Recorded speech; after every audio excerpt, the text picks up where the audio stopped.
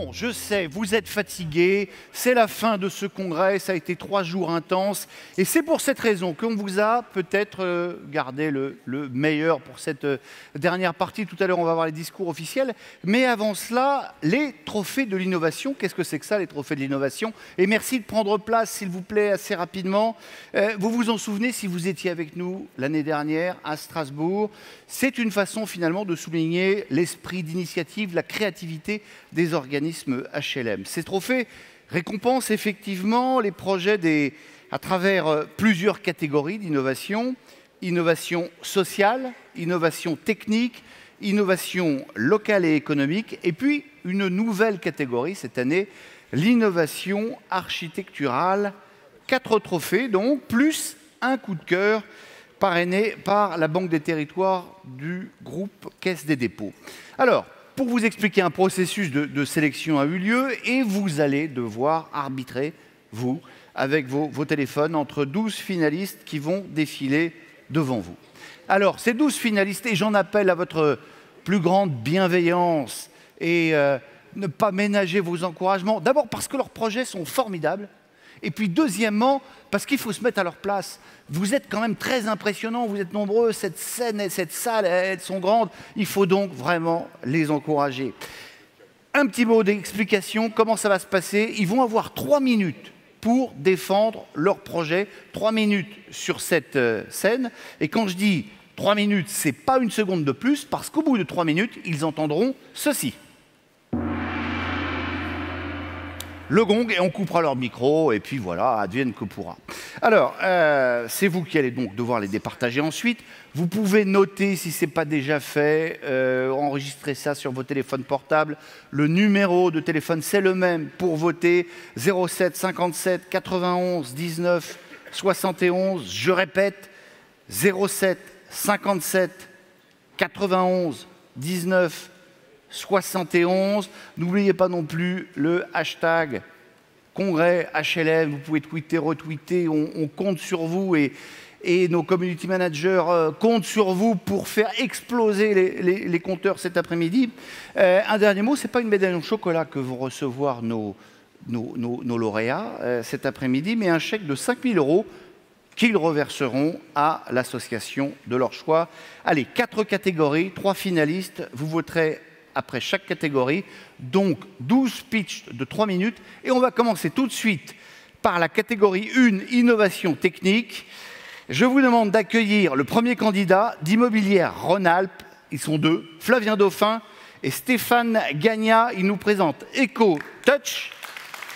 Allez, un peu du nerf, voilà.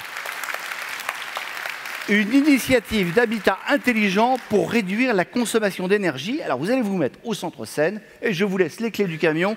Dès que vous prononcez un mot, le chrono part. Vous avez 3 minutes. Bonjour à toutes et à tous.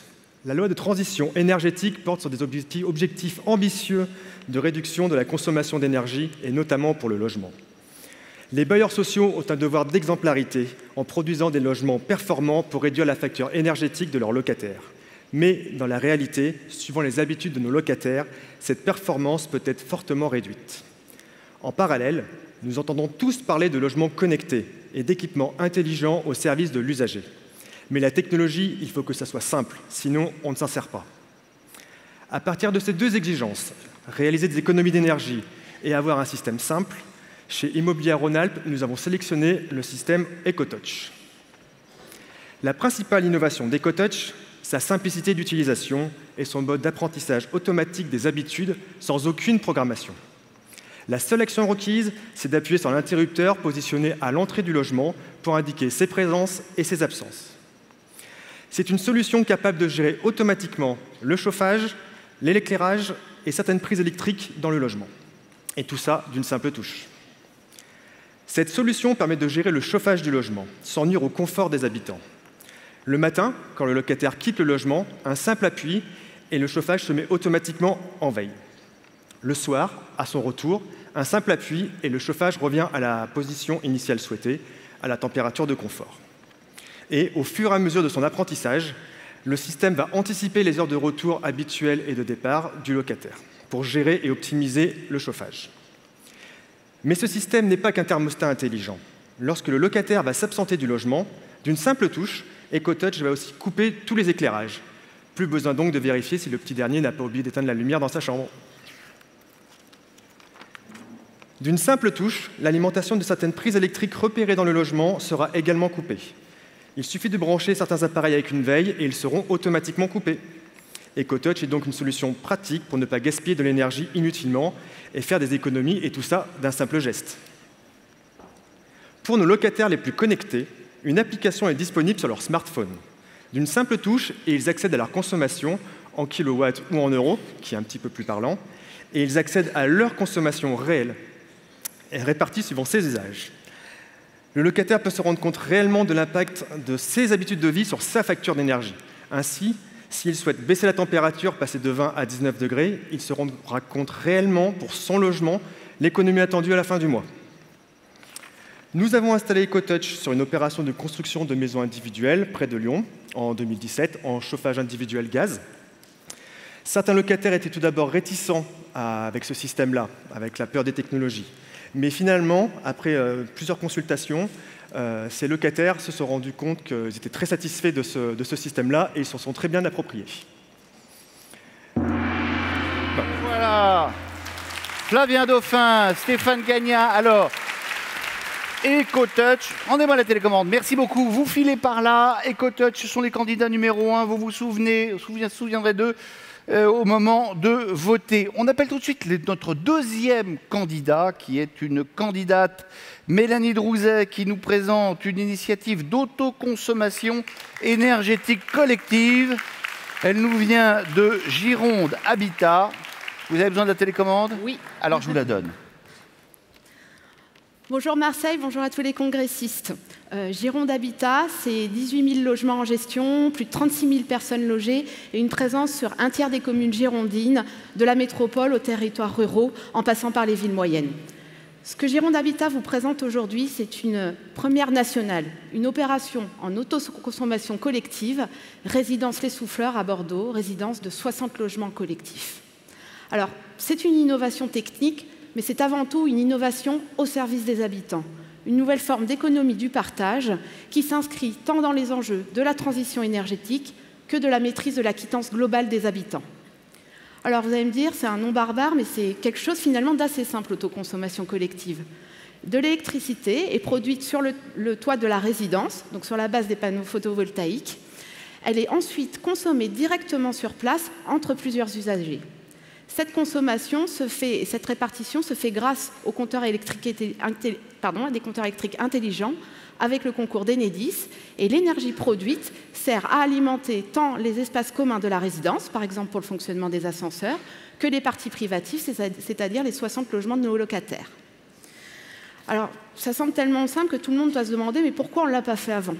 En fait, un producteur ne pouvait pas partager sa production d'énergie. C'est un décret d'avril 2017 qui a permis de se regrouper pour autoconsommer à plusieurs. Alors à Gironde Habitat, on n'a pas perdu de temps parce que finalement, le système il est opérationnel depuis décembre 2017 avec un producteur et 60 consommateurs, les 60 ménages de la résidence. Les intérêts, avant toute autre chose, c'est vraiment une économie pour nos locataires, une économie sur leur facture d'énergie, 50 à 70 € par an, sur une facture déjà relativement faible puisqu'on est sur un bâtiment BBC Finergie. Donc, à titre d'exemple, pour un type 3, c'est 400 € pour le chauffage et la production d'eau chaude par an. Le deuxième intérêt, c'est vraiment de faire des habitants des partenaires avec nous de la transition énergétique, par un accompagnement à la maîtrise de la consommation de leur énergie au quotidien, et surtout par la création d'une personne morale de statut associatif, où les habitants et nous gérons ensemble ce dispositif d'autoconsommation collective. L'intérêt aussi de cette innovation, c'est son coût. Un coût relativement limité, le prix d'une installation photovoltaïque, relativement comparable aux installations plus classiques, une étude de faisabilité de 7 700 € cofinancée par la région Nouvelle-Aquitaine et le temps passé de nos équipes.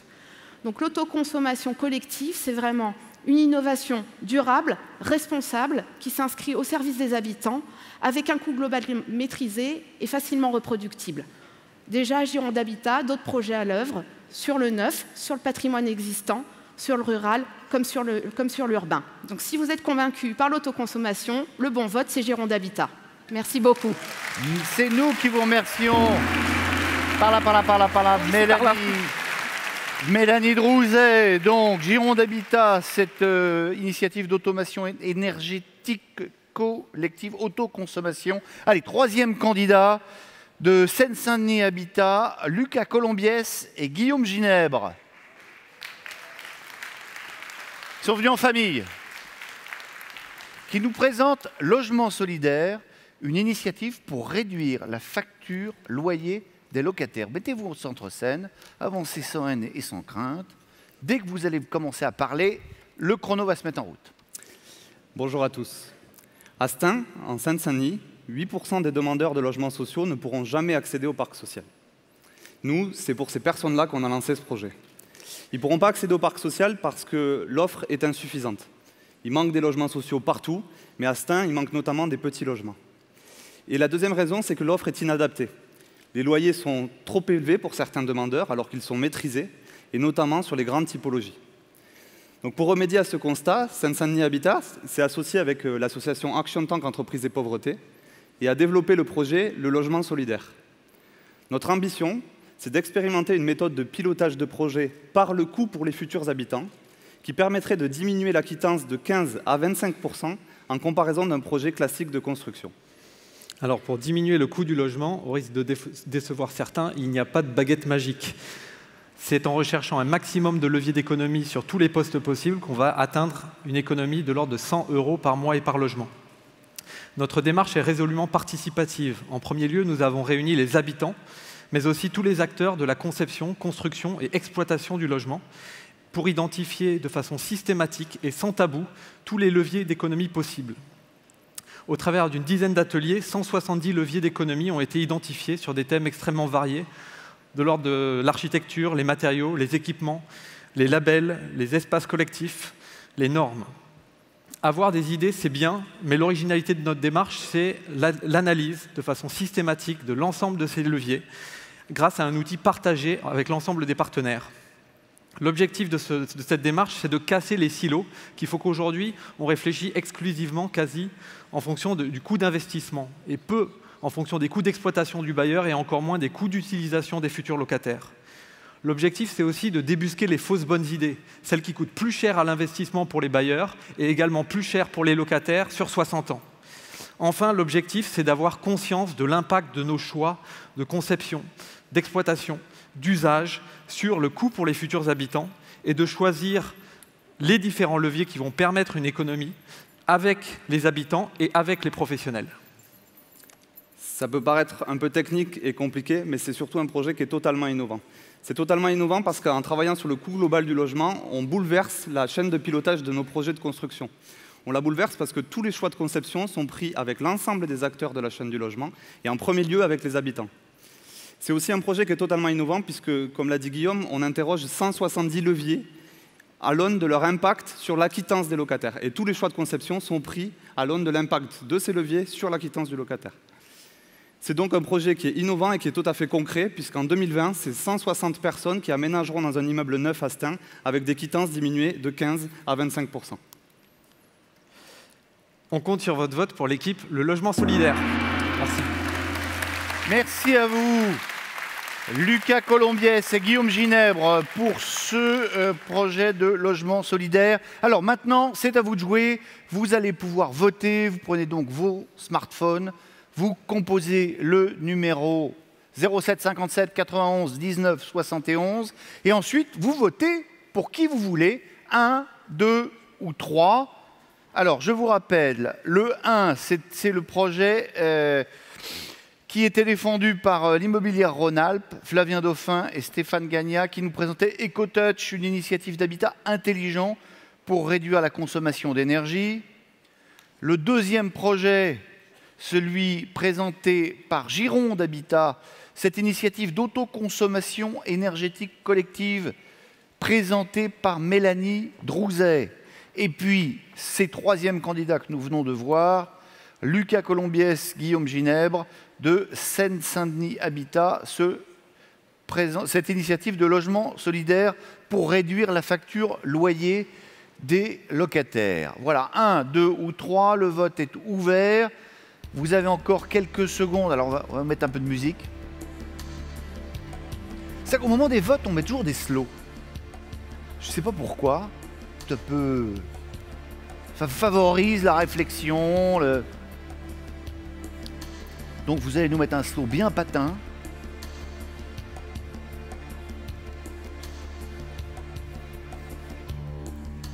Vous avez encore quelques secondes pour voter.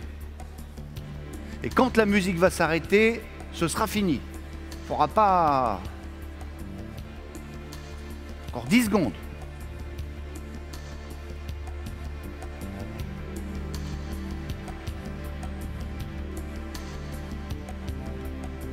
Allez, encore 5 secondes.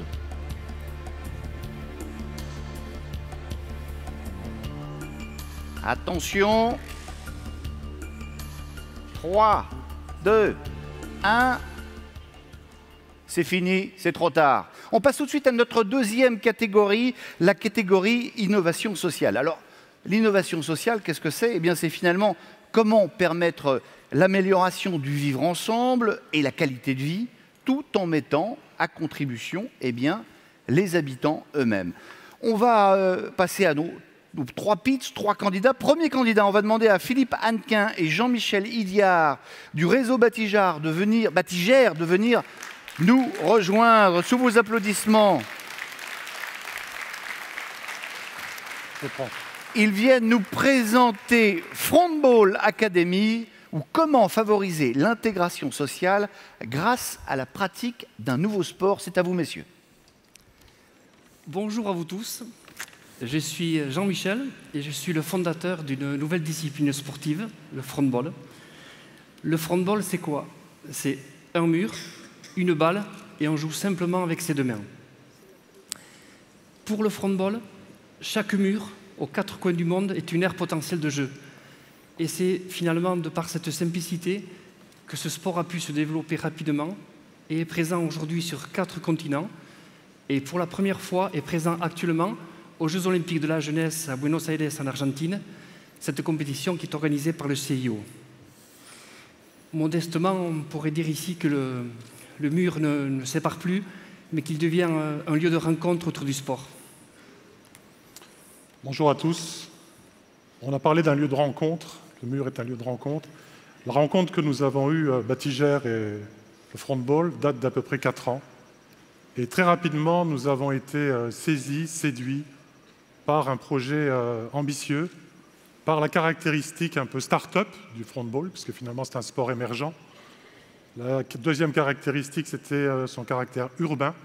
Les murs, les quartiers, ça résonnait évidemment pour un bailleur social.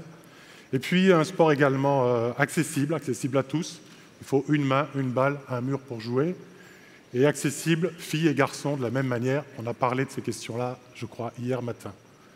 Et puis, autre chose encore, c'est que tous les projets présentés étaient des projets internationaux, mais il y avait très peu de choses en France.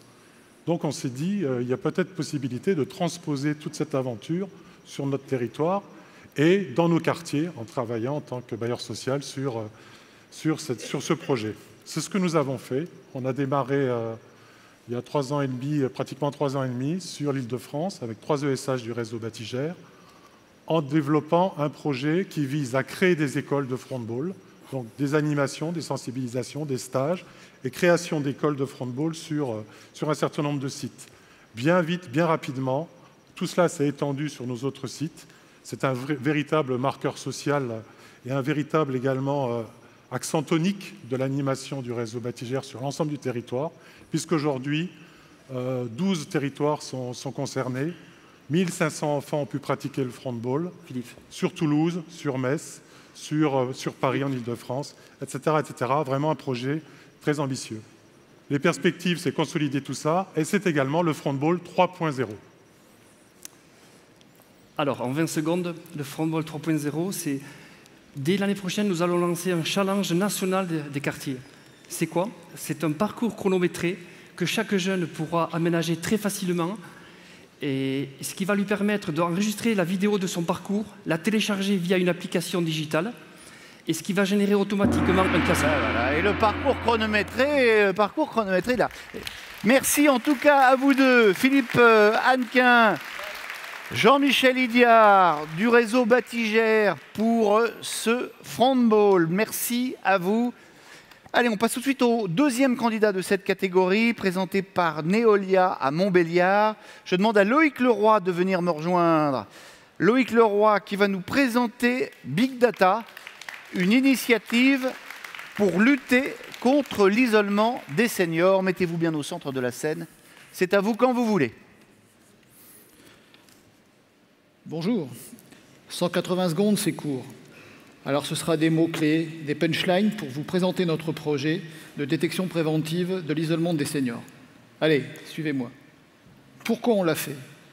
Parce que Neolia, c'est social, bailleur, concept senior, mais aussi locataire méconnu, anonyme parfois. Alors, isolement, exclusion, rupture du lien, on ne sait pas vraiment, mais il y a un risque. Notre objectif, détection, prévention, repérage, lisibilité. Comment on a fait? Un outil, une expérimentation, base de données locataires, extraction, exploitation, algorithme. Au final, 50 ménages repérés. Plus de 65 ans, vivant seuls, ni réclamation ni dette. Ou à Audincourt, pays de Montbéliard, Peugeot, Doubs. Ensuite, un courrier. Une rencontre? Oui, 31 ont ouvert leurs portes. Visite, concert social de Solia, écoute, bienveillance, diagnostic. Et oui, le big data au service du social, qui l'eût cru? Et alors nos seniors? Entourés? Oui, souvent quand même. Famille, amis, aide à domicile, mais ils aident les autres aussi, actifs. Contents de nous avoir reçus en tous les cas. Alors c'est qui les isolés? Un quart des personnes visitées, des messieurs plutôt, veufs, divorcés. Question d'âge? Non. 65-70 ans en moyenne. Et ils nous disent quoi? Les voisins, on connaît peu. Le quartier, c'est plus comme avant. La famille, loin, fâché. Téléphone parfois, s'en foutent un peu de nous. Sortir, c'est compliqué. Santé, bof. Pessimiste, triste, oui plutôt. Solitude subie, souvent. Parfois choisie. Alors être bien dans mon logement, c'est essentiel. Et alors, on a fait quoi? Deuxième visite, écouter encore et encore, trouver des solutions. Adaptation du logement, déménagement? Oui, si nécessaire, mais pas seulement. Alors, on mobilise les partenaires, réseau local, épaulé, accompagné. Résultat? Positif, ça marche. Déploiement sur tout le territoire de Neolia, donner un coup de main, retisser du lien, mission, sociale, bailleur, Neolia. Merci. Merci à vous. N'en perdez pas vos papiers. Rendez-moi la petite télécommande. Merci beaucoup, Éric Leroy. C'est par là la sortie pour ce projet Big Data pour lutter donc contre l'isolement des seniors. Troisième candidat de cette deuxième catégorie. Je vais demander à Guillaume Chauchon de venir me rejoindre de Toulouse Métropole Habitat. Il nous présente une initiative d'agriculture urbaine.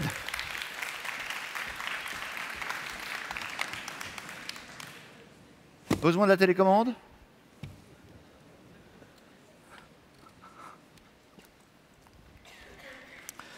Bonjour à tous. Je voudrais vous parler d'un sujet qui concerne beaucoup d'entre nous, c'est celui de la gestion des espaces verts. Mais je voudrais aussi vous parler d'agriculture, parce que chez nous, à Toulouse Métropole Habitat, on considère que dans ces domaines, on peut faire mieux, beaucoup mieux même, avec autant, voire avec moins de ressources. On croit également que le progrès en la matière, ça ne passe pas par plus d'engrais ou plus de pesticides, par exemple. Et enfin, on a la conviction que l'agriculture, notamment en ville, ça peut être un métier d'avenir. Alors si vous partagez toutes ces convictions, je vous demande de m'accorder les 2 minutes 30 environ d'attention qu'il me reste. Imaginez 1 hectare d'espace vert environ, de la pelouse, quelques haies, quelques arbres. C'est ce qu'on a sur un certain nombre de nos résidences, parfois un peu moins, parfois beaucoup plus. Et jusqu'à maintenant, on y accordait à ces espaces exactement le même traitement que s'il s'agissait d'un terrain de golf ou un stade de foot. On taille, on tond, toute l'année. Résultat, des espaces sans vie, improductifs, parfois malmenés ou mal occupés. Et tout ça coûte cher à nos locataires. Et donc on a voulu en remettre de la vie dans ces espaces. On a voulu en faire des espaces vivants, productifs, des espaces qui rassemblent aussi. Je vais vous donner la recette. Vous prenez cet hectare d'espace vert environ dont je vous parlais. Vous voyez combien ça vous coûte. Vous y délimitez avec les locataires des zones. En gros, vous faites 3 zones. Des zones que vous allez aménager pour qu'elles soient le plus possible sans entretien, autonomes, mais vivantes. Des zones ensuite qui sont et resteront des zones d'agrément, les plus petites possibles, mais il en faut. Et enfin, des zones productives. Ce sont ces zones qui vont concentrer l'essentiel de votre attention et de vos soins. Vous y semez, vous y plantez, vous attendez 1 an et vous obtenez ceci. Tout ça, c'est la production pour chaque ménage d'une résidence de 120 logements. Et c'est gratuit. Ou plutôt, c'est la contrepartie des charges que paie chaque locataire pour l'entretien de leur espace vert. Mais c'est du pouvoir d'achat en plus, une trentaine d'euros environ au minimum pour chaque ménage de cette résidence pour une première année de production. Les locataires de cette résidence ont même fait une économie d'environ 15% sur l'entretien global de leur espace vert. Cette recette, elle a été testée et analysée pendant 1 an par un maraîcher et un agronome. Aujourd'hui, elle est modélisée techniquement, socialement, économiquement pour pouvoir être répliquée ailleurs. Je vous en redonne les ingrédients. Vous prenez un espace suffisamment grand, non pollué si possible. Vous prenez des locataires qui sont volontaires pour s'engager dans cette démarche, pour y participer, éventuellement accroître la production, faire baisser les charges. Vous y installez un maraîcher professionnel, c'est important, qui va aménager l'ensemble de l'espace, qui va l'entretenir, qui va y produire, qui va recycler. Vous transférez l'ensemble des charges d'entretien de cet espace vert vers ce maraîcher. Vous faites connaître l'expérience à des associations, à des écoliers par exemple. Peut-être susciterez-vous des vocations d'ailleurs. Et puis enfin, évidemment, vous prenez un bailleur social innovant, soucieux d'améliorer le cadre de vie de ses locataires et pleinement impliqué dans la maîtrise des charges. Je vous remercie. C'est nous qui vous remercions. Guillaume Chochon, voilà. Alors, je ne sais pas s'il va jeter ses légumes à la foule. Il y a des tomates dedans, donc c'est peut-être pour tout à l'heure ou pour l'animateur. Allez, vous allez pouvoir voter. Et on se dépêche. Là, la première fois, vous avez laissé un petit peu de temps, mais maintenant, il faut voter plus rapidement. On va vous remettre le slow et je vais vous rappeler les 3 candidats que vous venez de voir. Philippe Hannequin et Jean-Michel Idiard, Frontball Academy, ce sont ceux qui vous ont jeté des balles. Deuxième candidat, Loïc Leroy, présenté par Neolia à Montbéliard. Lui, il vous a jeté des mots. Et enfin, Guillaume Chochon de Toulouse Métropole Habitat, cette initiative d'agriculture urbaine, il vous a presque jeté les légumes. Allez, il vous reste 30 secondes pour voter. 1, 2 ou 3. C'est important, ils se défoncent au quotidien. C'est important que vous preniez un petit peu de temps pour les soutenir, pour voter. Merci pour eux. Dépêchez-vous, il vous reste un petit peu moins de 10 secondes.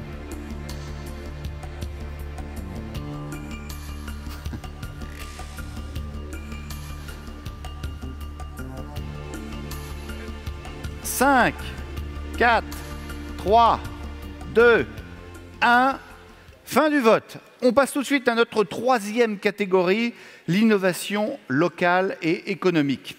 Le mouvement HLM joue déjà et doit jouer probablement encore plus un rôle majeur dans le développement économique local.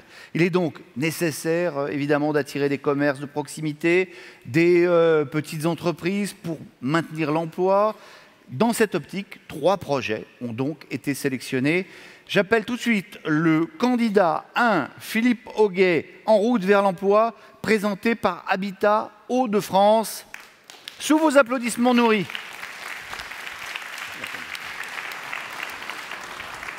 « 3 minutes.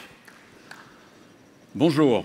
Le chômage nous touche tous, directement ou indirectement, que nous habitions Marseille, Strasbourg, Nantes ou Lille. Nos locataires sont plus particulièrement impactés par celui-ci. 20% d'entre eux sont en recherche de travail. Et en tant que bailleurs, nous en subissons les conséquences au quotidien. Habitat Hauts-de-France est notamment implanté sur Calais, où le taux de chômage est élevé, plus de 14%, et est supérieur aux moyennes régionales et nationales. Jusqu'à présent, nous participions régulièrement à des salons de l'emploi où nous pouvions rencontrer certains de nos locataires en recherche de travail. Il nous est alors venu l'idée d'organiser sur cette thématique de l'emploi quelque chose de nouveau pour nous, un forum 100% dédié à nos locataires. Nous avons fait le choix de limiter le nombre de locataires pouvant assister à cette rencontre, et ce, afin de leur concocter des activités individuelles. Pour ne citer que quelques exemples, figuraient au programme des simulations d'entretien d'embauche menées par nos managers, ou encore un atelier image au cours duquel les locataires ont pu bénéficier de conseils personnalisés et avisés de professionnels du relooking. Nos gardiens se sont également investis sur cet événement, notamment en relayant son organisation auprès des locataires de leur résidence, aidés en cela par les membres de la Fondation Agir contre l'exclusion, FACE. Les locataires ont été surpris et ont apprécié que nous leur accordions du temps par rapport à leurs difficultés à trouver du travail. Ils ont également aimé l'ambiance chaleureuse qui a régné tout au long de ce forum. Enfin et surtout, 35% d'entre eux ont retrouvé un travail ou se sont inscrits dans une formation qualifiante de longue durée. Organiser ce forum a été un projet mobilisateur qui a nécessité du temps, mais peu de dépenses. 3 000 € seulement. Cette rencontre a permis aux locataires ainsi qu'à nous-mêmes de nous voir réciproquement sous un autre regard que celui que nous portons habituellement les uns sur les autres. En effet, nous n'étions plus dans la relation, le rapport, je dirais, ordinaire bailleur-locataire, dans une relation humaine où des femmes et des hommes ont aidé d'autres hommes et femmes à trouver un travail. Au regard du bilan positif qui est ressorti de cet événement, Habitat Hauts-de-France va dupliquer son forum sur d'autres territoires.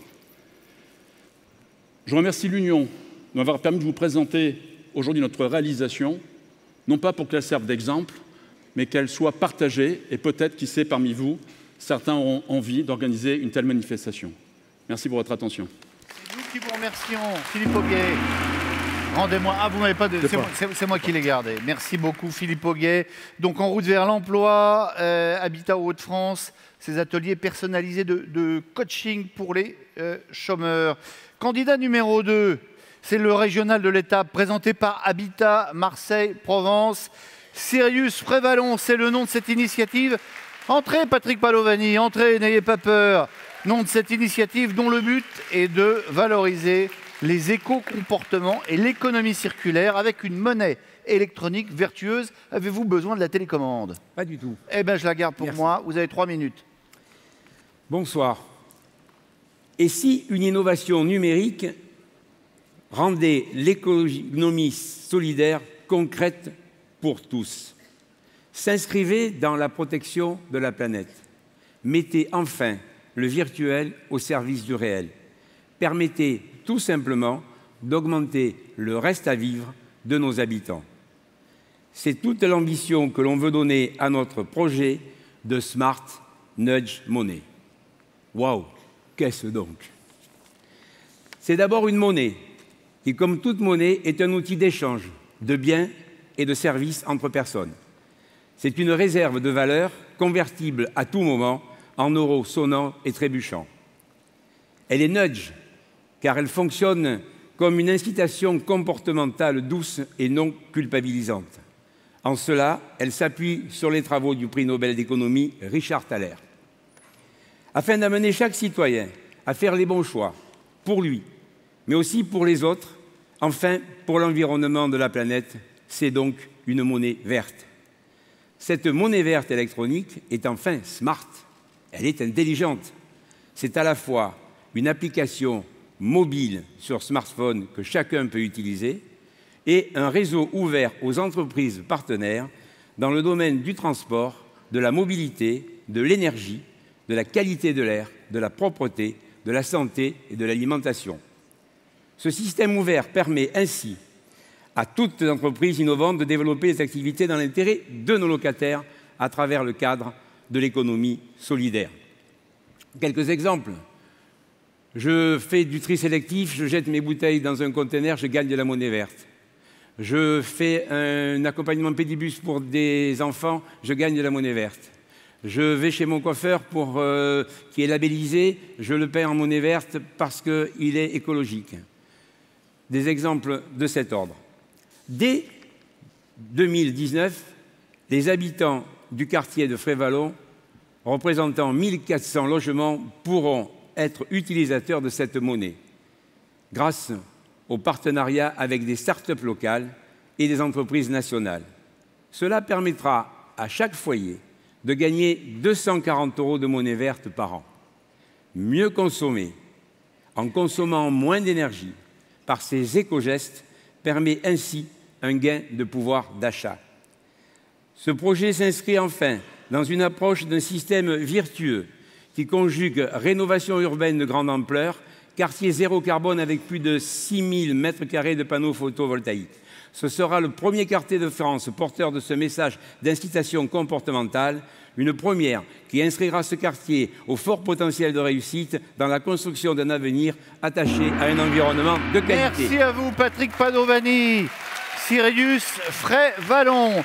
Allez, troisième candidat de cette troisième catégorie, présenté par le groupe des chalets Toulouse Métropole Habitat et Patrimoine Languedocienne. J'appelle Stéphanie Herrales et Nadine Gobert qui nous présentent COP IB. On se dépêche, mesdames, on est en retard.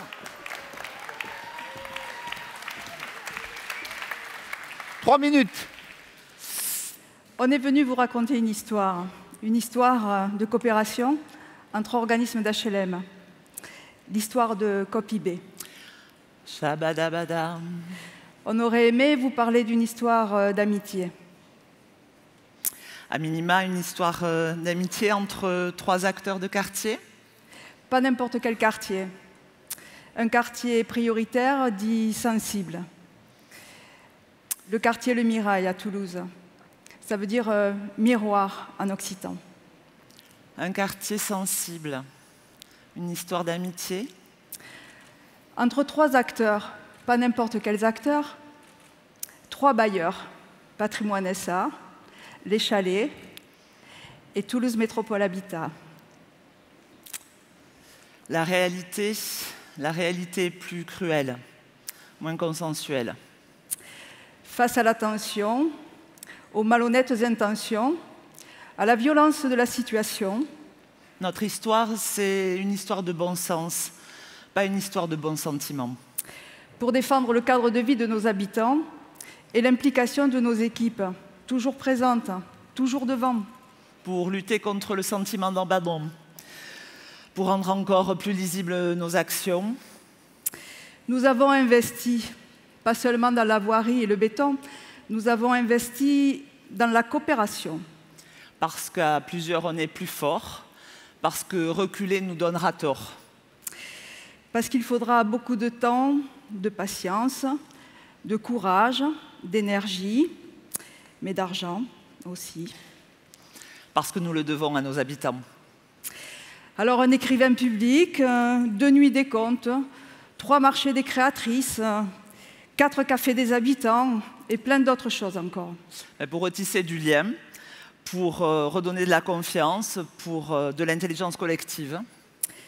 Pour reprendre du terrain, pour la reconquête républicaine, pour leur montrer qu'on ne lâchera rien.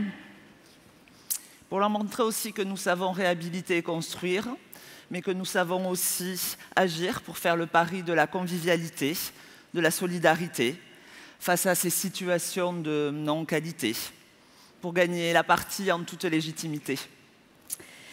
On aurait préféré vous parler d'amour. Shabadabada. Mais finalement, de quoi d'autre parlons-nous? À qui d'autre parlons-nous? Sinon de l'amour que nous avons pour ceux que nous logeons. Rendez-moi la télécommande. Ma télécommande. Merci infiniment à vous deux, Stéphanie Herrales, Nadine Gobert.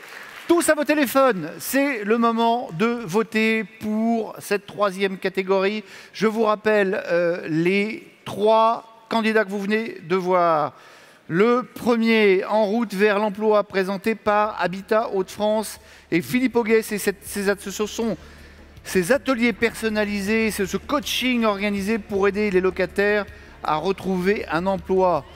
Le deuxième candidat présenté par Habitat Marseille-Provence, Sirius Frévalon, le nom de cette initiative dont le but est de valoriser les éco-comportements et l'économie circulaire avec une monnaie électronique vertueuse, présenté par Patrick Padovani. Et puis donc, ce troisième projet présenté par le groupe des Chalets, Toulouse Métropole Habitat et Patrimoine Languedocienne, Stéphanie Herales et Nadine Gobert, COP-IB, un exemple de mutualisation des moyens de plusieurs bailleurs. 1, 2 ou 3, vous votez, c'est important. Dépêchez-vous. Encore 20 secondes.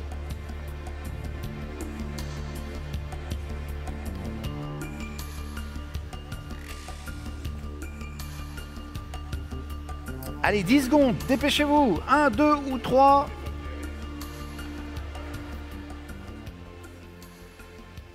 « 5, 4, 3, 2, 1, et c'est terminé. Voilà, fin du vote. Il est trop tard. On passe tout de suite à notre quatrième et dernière catégorie, prix de l'innovation architecturale. C'est une nouvelle catégorie, elle n'existait pas l'an passé. Alors évidemment, dans un contexte de transition énergétique, vous me faites peur. Environnementale et numérique, vous allez voir que les bailleurs font preuve d'une capacité d'innovation architecturale étonnante. Le premier candidat, Est Métropole Habitat Villeurbanne, c'est le projet Richelieu. Gabriel, Sibylle, Jérôme Collera, vous allez nous le présenter. Bien mieux que moi, vous avez besoin de la télécommande. Vous avez 3 minutes. Alors après 9 présentations, je vais vous inviter à prendre un peu de hauteur spirituelle. Pourquoi? Parce que je vais vous raconter une petite histoire avec Gabriel, l'histoire de la transformation d'une église en un centre d'hébergement. Ce projet répondait à un double défi, le défi de déjà implanter un lieu d'hébergement pour des personnes dites sans abri dans un quartier. On sait comme parfois il y a des résistances des riverains. Et puis un autre défi, celui de transformer cette église que vous voyez, avec toute son histoire patrimoniale, en un centre d'hébergement. Quelques mois de fonctionnement après, je peux dire que le défi est relevé. Relevé pourquoi? Parce que grâce à la qualité architecturale de ce projet, grâce au beau de ce projet, eh bien, j'ai été le témoin vraiment de la transformation des personnes que nous hébergeons. 2 anecdotes rapides pour vous illustrer cela. Une jeune ado qui me dit tout d'un coup la fierté qu'elle a de pouvoir enfin accueillir chez elle ses copines du collège. Deuxième petite anecdote qui est davantage des statistiques. Dans le précédent lieu d'hébergement, nous étions en gros à 2 sollicitations d'urgence, des services d'urgence par semaine. Après 8 mois de fonctionnement, nous n'avons eu qu'une seule sollicitation des services d'urgence. Preuve qu'un habitat digne, respectueux des personnes a vraiment un effet de transformation de ces personnes. Alors évidemment, un tel projet n'aurait pas été possible sans l'audace d'un bailleur social qui nous a fait confiance. Et je vais laisser à Gabriel le soin de nous dire comment ce projet s'est implanté dans le quartier. Bonjour à toutes et à tous. Merci Jérôme. Je vais vous parler de 3 autres innovations qui sont intégrées dans ce projet. La première, la plus fondamentale, elle permet à 70 personnes de passer de là à là. La deuxième innovation, tout aussi importante. Depuis plusieurs années, Est Métropole Habitat a engagé un petit pas de côté, en se mettant à l'écoute des bailleurs, à l'écoute des associations. Cette écoute est indispensable pour les aider à concrétiser leur mission, leur vocation. La troisième innovation touche l'architecture, bien sûr. L'agence Hamas, j'en profite pour les remercier à nouveau, a eu l'idée géniale de transformer la nef de cette église que nous avons déconstruite en une cour pour le projet. La cour devient un sas entre la ville et le quartier, un sas entre le quartier et les usagers du CHRS. Cette cour, grâce à la texture du mur de l'église, grâce à son carrelage, devient un lieu extraordinaire pour les usages du quotidien. Je termine en vous disant que ce projet illustre pour nous une ville inclusive où le logement social est une richesse pour le quartier, pour tous. Merci infiniment. Voilà pour le projet Richelieu, donc à Villeurbanne. On passe tout de suite à nos deuxièmes candidats. Réalisation de pavillons modulaires présentés par Villogia à Villeneuve-d'Ascq dans le Nord. Venez me rejoindre Dong Dien et Eric Danès. Sous vos applaudissements, s'il vous plaît, Leur idée, c'est de parvenir à industrialiser la construction de logements sociaux flexibles à moins de 1 000 € du mètre carré. Vous avez 3 minutes. Bonjour à tous. En 1943, dans le Nord, des industriels imaginent, avec les syndicats, le 1% patronal et un collecteur, le CIL, pour aider à reconstruire les logements ouvriers détruits par la guerre. 1952, le CIL Roubaix-Tourcoing, aujourd'hui Villogia, acquiert 2 pavillons métropoles, des prototypes créés par Jean Prouvé, à la fois architecte et ingénieur. Son système constructif est résolument innovant et industrialisable. Réalisés en panneaux métalliques légers, ces pavillons sont rapides à monter, spacieux et modulables. Ils répondent aux contraintes économiques de la reconstruction. Mais avoir raison trop tôt, c'est avoir tort. Et finalement, un peu comme la télé-réalité, faute d'avoir trouvé son public, cette aventure s'arrêtera là. 2012, les prototypes ont vieilli et Villogia lance une réhabilitation. On démonte, on remonte les prototypes et ça permet de comprendre véritablement quelle était l'ingéniosité et la vision de Jean Prouvé. Ceci nous a inspirés. Au XXIe siècle, en effet, l'histoire se répète. Explosion des coûts de construction, enjeux de financement, urgence de répondre au mal logement et en plus, enjeux environnementaux. Par ailleurs, la société change.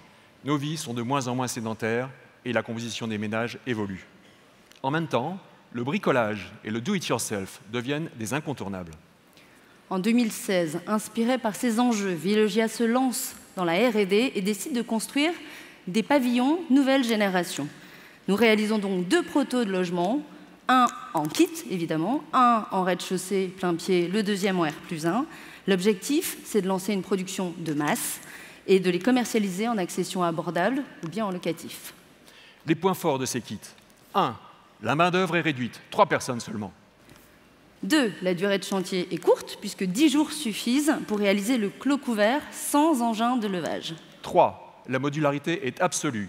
Tout panneau extérieur peut, au choix, être aveugle, demi-vitré ou entièrement vitré. Et l'aménagement intérieur se personnalise en fonction des besoins, de la surface et du nombre de pièces. 4. Au niveau des équipements, pas besoin d'être un expert. Clic-clac, comme les Lego, on peut faire de la plomberie facilement. 5. Le logement est RT 2012 et il répond à toutes les normes, y compris acoustiques. Et puis, le nerf de la guerre, c'est le coût. Comptez environ 50 000 € pour une maison classique. Mais donc, pourquoi des maisons en métal? C'est une bonne question. Parce qu'au niveau du montage, le métal est léger, la structure peut être montée par 3 personnes. Il est aussi recyclé et recyclable. Et enfin, les parois extérieures sont des modules standards déjà existants et dans l'industrie, donc ce qui optimise le coût. Comme il ne s'agit que d'un prototype déclinant en 2 modèles, la prochaine étape sera d'identifier des partenaires pour véritablement industrialiser les processus de fabrication. À des prix abordables et écologiquement responsables. Merci. À vous deux, la télécommande, s'il vous plaît, par ici. Voilà, et on enchaîne. Voilà pour les pavillons modulaires Villogia de Villeneuve d'Ascq. On enchaîne avec notre dernier candidat, 12e sur 12, et 3e candidat de cette catégorie. Je vais demander à Marc Lasablière de venir me rejoindre. Il est effectivement présenté par ICF Habitat Lasablière, ça ne s'invente pas. Projet Fulton à Paris, une architecture originale et dynamique dans le 13e arrondissement de la capitale. 3 minutes. Bonjour à toutes et à tous. Je suis très heureux d'être devant vous aujourd'hui pour vous parler d'un projet qui me tient très à cœur. Il s'agit du projet de la rue Fulton à Paris 13. Avec cette réalisation, nous sommes arrivés à une nouvelle forme d'architecture validée de tous, que ce soit nos partenaires, nos financeurs, les élus et nos locataires. L'un d'entre eux nous a d'ailleurs dit « Vous avez utilisé notre histoire pour écrire une nouvelle histoire ». Imaginez l'emplacement d'exception de ce bâtiment, dont le pied d'immeuble est le front de scène, et le voisin d'en face, le ministère de l'économie et des finances. Je vous le dis tout de suite, dérapage budgétaire interdit. L'histoire de Fulton épouse celle du logement social. Un bâtiment en briques des années 50, un architecte spécialiste de la construction de logements sociaux, et une véritable opération de démolition-reconstruction. Alors vous allez me dire, et la concertation locative dans tout ça? Eh bien écoutez, nous avons réuni nos locataires, nous les avons associés à la rédaction d'un programme et à l'établissement d'un projet et d'une conception concertée. Fulton, c'est la plus grande exposition de street art organisée en France. 108 artistes venus du monde entier, 25 000 personnes qui se sont pressées pour admirer des œuvres éphémères, et surtout ici, le street art qui a permis de faciliter l'idée, l'acceptation dans l'esprit de nos locataires de cette démolition, puisque nous ne venions plus simplement démolir un bâtiment, des logements, mais également des œuvres éphémères. L'œuvre de Bernard Buller est détonnante. Elle vient briser la ligne monolithique du front de scène, et elle a une particularité, que sont ses garde-corps. Alors ils sont en verre dichroïque, ils habillent et illuminent la façade, ils suivent le coucher du soleil et échangent des reflets en réponse avec la scène. Alors ils sont beaux, mais ils sont également terriblement efficaces, puisqu'ils viennent préserver l'intimité de nos locataires. On parle esthétique, qualité architecturale, mais qu'en est-il de la qualité d'usage? Eh bien, Fulton, ce sont des logements spacieux, des logements confortables, des parties communes de qualité, et surtout ici, un bâtiment respectueux de l'environnement, puisqu'il vient se conformer au plan climat de la ville de Paris. Fulton, c'est surtout une histoire qui reste à écrire, car en complément de ces 87 logements, ce sont 250 nouveaux logements qui seront livrés dans les prochaines années et qui viendront achever l'écriture de cette formidable aventure. Merci pour votre attention. Merci à vous, Marc Lasablière. Merci de me rendre la petite télécommande. À vos téléphones, pas facile hein, de choisir entre les trois projets. Il va pourtant falloir en désigner un. Faites votre numéro et puis 1, 2 ou 3. Est-ce que vous allez voter pour ce premier projet présenté par Est Métropole Habitat de Villeurbanne, ce projet Richelieu, cette église transformée en centre d'hébergement, ou ce deuxième projet, les pavillons modulaires présentés par Villogia à Villeneuve-d'Ascq, ou enfin ce dernier projet, et cet immeuble de la rue Fulton à Paris, cette architecture, donc dans le 13e arrondissement, 1, 2 ou 3. Vous avez encore quelques secondes pour voter, une vingtaine de secondes, allez.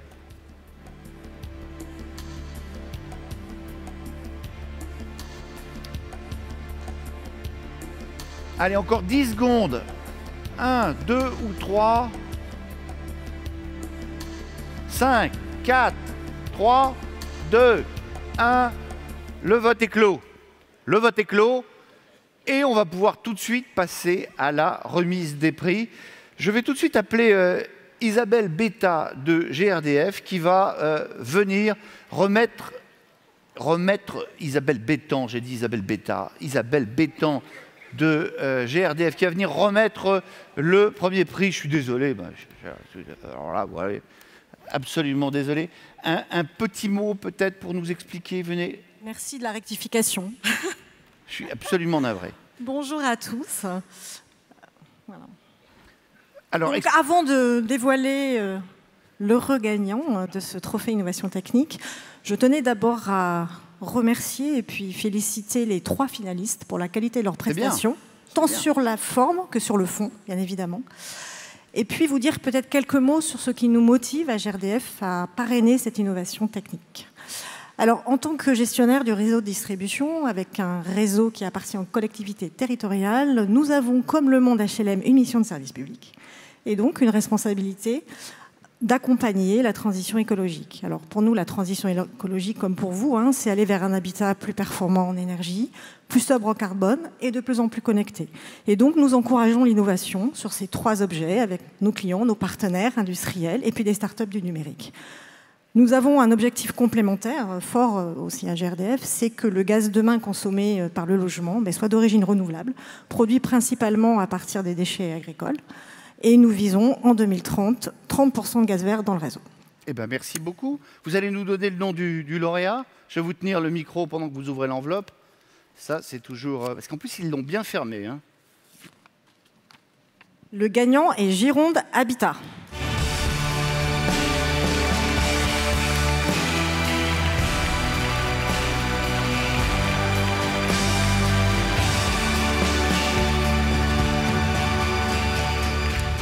Gironde Habitat, félicitations. Bravo. Alors on va pas faire d'interview parce que ils ont déjà parlé pendant 3 minutes. Ils ont déjà eu beaucoup de chance. En revanche, une photo avec le parrain, qu'on voit bien quand même le voilà. Hein. Voilà, applaudissements. On va vous demander de vous mettre sur le côté, pas descendre, vous restez par là. Je vais inviter à me rejoindre Natacha Schreiber des caisses d'épargne pour le résultat des votes de la deuxième catégorie, innovation sociale. Et je n'ai pas écorché votre nom. Non, merci beaucoup. Bonjour à tous. Venez vous mettre au centre. Oui, ça sera mieux. Bonjour à tous. Je suis évidemment très heureuse de pouvoir remettre le trophée de l'innovation sociale au nom des caisses d'épargne. Vous savez que cette année, nous fêtons le bicentenaire des caisses d'épargne qui ont toujours su accompagner l'innovation dans les territoires. Pour nous, l'innovation sociale, c'est très important. C'est savoir prendre des risques, c'est trouver des solutions ensemble pour développer le savoir vivre ensemble. Et finalement, ça fait quand même partie aussi de l'ADN des caisses d'épargne. Aujourd'hui, les caisses d'épargne, ce sont le banquier historique des collectivités, de l'économie sociale et solidaire et bien évidemment des bailleurs sociaux. Avec 10 milliards d'encours de financement, nous accompagnons vos projets au quotidien et bien sûr, nous allons continuer à le faire en innovant nous aussi, par exemple au niveau de solutions de paiement ou d'ingénierie financière. Donc je suis vraiment très heureuse d'être ici aujourd'hui. Je vous remercie pour votre confiance. Et maintenant, je vais découvrir le nom. Je vais vous tenir le micro pendant que vous ouvrez cette enveloppe. Le suspense est évidemment à son comble. Et le vainqueur est... Attendez.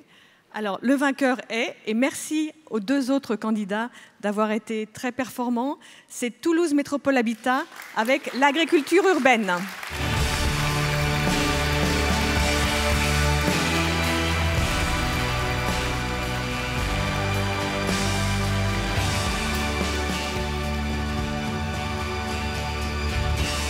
Voilà, avec les légumes. Là, vous n'êtes pas venu avec vos légumes là pour.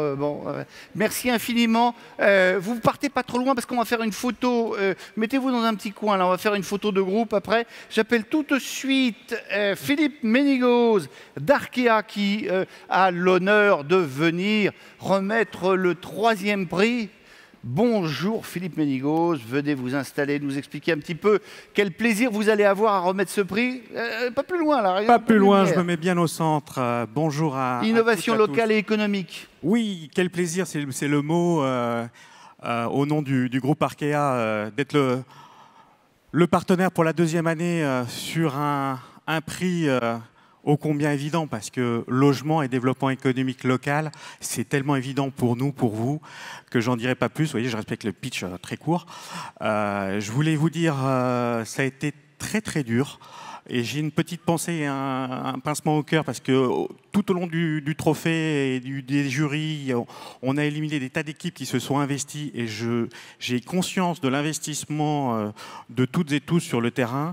Les 3 pitchs des 3 finalistes ont été fantastiques. Donc désolé, c'est la règle du jeu, il n'y en a qu'un gagnant. Allez, il n'y en a qu'un. Je vous libère du stress. Ram, ram, roulement de tambour. And the winner is Copy B. Comme ça, il y a plusieurs gagnants. Copy B.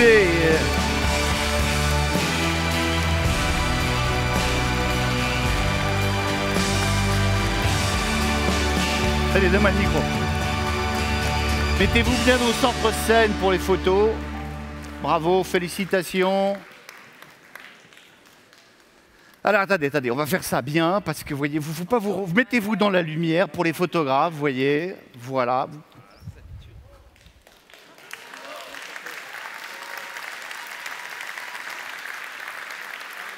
Merci infiniment. Vous restez pas très loin, on va revenir faire une photo de groupe. Hugues Charrier de la SMA BTP, il est ici. Ben, vous pouvez l'applaudir également parce qu'il vient remettre le 4e prix, celui de l'innovation architecturale. Un petit mot quand même de SMA BTP. Bonjour à tous. SMA BTP, c'est l'assureur leader du bâtiment et également du logement social. Donc on va remettre le prix de l'innovation architecturale et Dieu sait si tout au long de l'année des projets architecturaux on en voit et ces 3-là étaient assez fantastiques. Donc maintenant que le meilleur gagne. Et le meilleur, il est dans l'enveloppe, si vous voulez bien l'ouvrir. Hugues Charrier. C'est vrai que les 3 projets étaient bien.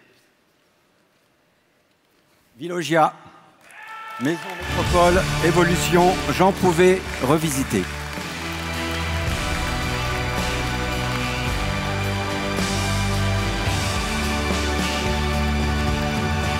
Félicitations à vous. Venez faire la photo. Bon, alors en plus, ils ont un magnifique trophée, un véritable nid à poussière, ça c'est parfait, et un chèque de 5 000 € qu'ils vont pouvoir remettre. Tous les lauréats ont un chèque de 5 000 € qu'ils vont pouvoir remettre à l'association de leur choix. Est-ce que la photo est prise? On va demander à tous les lauréats et les parrains de revenir pour une photo de famille, si vous voulez bien. Oh, les lauréats, revenez. Ah oui, attendez, hop, j'oubliais. Bah, si vous revenez, parce qu'il va y avoir le prix coup de cœur en plus. On va demander à Marianne Laurent de la Caisse des dépôts, Banque des territoires, de venir nous rejoindre. Parce qu'en plus de tout ça, il y a un prix coup de cœur. Alors le prix coup de cœur, ça peut être l'un de ceux qui sont déjà primés ou bien un de ceux qui n'est pas primé. Mais vous allez nous dire qui c'est le prix coup de cœur. Voilà, pas tout de suite. On va laisser un peu le suspense durer.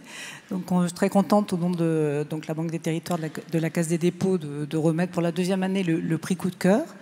C'est toujours un choix compliqué puisque c'est 12 finalistes et puis on connaît bien l'investissement des personnes et des porteurs de projets, la diversité des projets.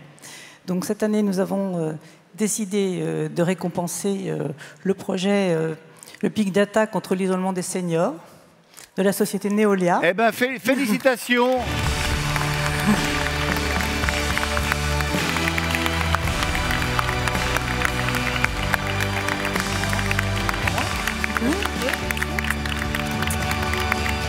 On trouvait que c'était un projet intéressant, que la technologie soit au service de l'humain et que la data trouve un cas d'usage en fait avec une grande utilité sociale et aussi derrière des vrais plans d'action en faveur des locataires parce que je crois que vous allez avoir du travail avec 400 visites à faire en 2018 et 2019.